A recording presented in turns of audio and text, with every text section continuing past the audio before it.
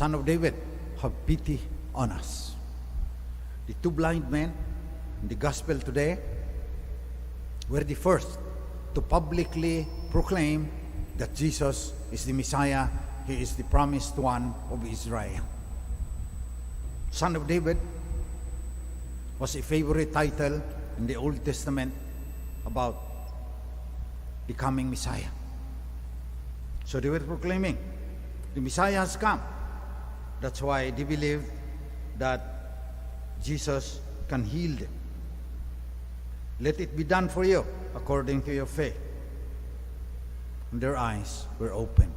In fulfillment, if you listened carefully to the first reading, Isaiah 29, on verse 18, it says, out of the gloom and darkness, the eyes of the blind will see. Isaiah repeated this again in 35, verse 5. Then the eyes of the blind will be opened. And again, on verse 42, chapter 42, verse 7, that the Messiah will come to open the eyes that are blind. Blindness is an important theme in the Old Testament. Blindness is a terrible destiny, second only to death. And that's why when the blind men proclaimed that Jesus is the Messiah, they were so taken up by the fulfillment of the prophecy that they did not obey him.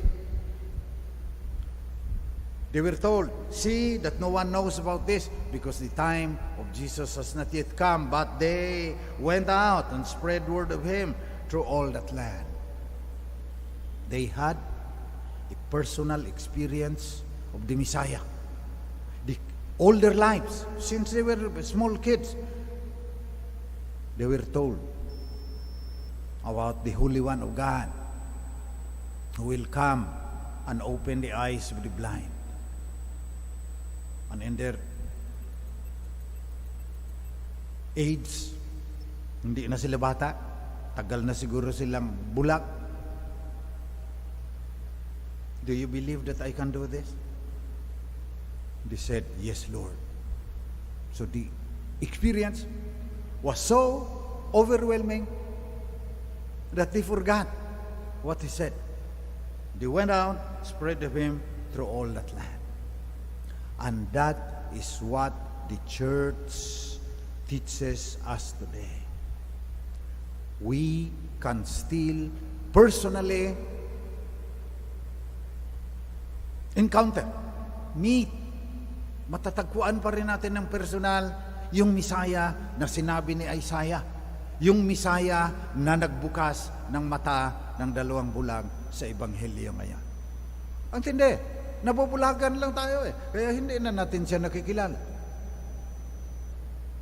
In my experience, nag-aral ako ng guidance counseling. So, but any priest will have an experience of people who have difficulties in life. Some are material, but much of it now, especially with millennials and Generation Z, the TikTok, Instagram, WhatsApp generation. Many of them are blind. They need Christ. And we have to proclaim. First, many of them, existential problem, are on a quest for identity. Nagtatanong, sino ba ako? Ako ba ay sino? Who am I? Nahirapan na sila ngayon. Wala nang nagsasabi sa kanila na ikaw yan. Kung tatanggalin yung pangalan mo at apelyido, sino ka? Kung tatanggalin yung iyong pagiging ina, yung iyong pagiging nurse, sino ka? Anong maiiwan sa iyo? Minsan may isang matanda pang madre minsan nagkaka-existential crisis din eh. Kasi yung mga pari at madre, alam niyan kung sino sila. Proclaimers of the word. So yung madre na yan, nasa schoolwork, kung saan-saan ina-assign. Pinagbintangan pa na komunista. Hindi siya tumigil. Pero nung pinaresign na dahil nagka-arthritis, hindi na makalakad, crisis siya, sino ba ako? Sister, why do you impose your identity on the things that you do? Kay Christ ka maghanap ng identity. Huwag kang magka-crisis gaya ng mga ibang pare. Pag nag-retire na, wala na silang sinisirmunan, wala na silang tinuturuan, wala na silang kinakalinga. Existential crisis. Quest for identity. Naghahanap tayo kung sino tayo. Lalo na, mas matindi ngayon, because neuroscience, the brain scientists are telling us that they have no explanation of where the self, yung I, yung magsasabi kang ako, saan nanggagaling yan? Alam ng mga scientist, ito yung sa visual, ito yung sa auditory, alam nila kung saan yan. Pero paano ini-integrate yan? Paano kinakonverge ng ikaw mo yan? Kaya makapagsabi ka na ako ito. Hindi nila alam. Sinasabi pa rin ng mga doktor, every 7 years, all the cells in your body are replaced. Tumatanda yung cells ng body mo. May mga telomeres yan. Pagkatapos, iiksi yan.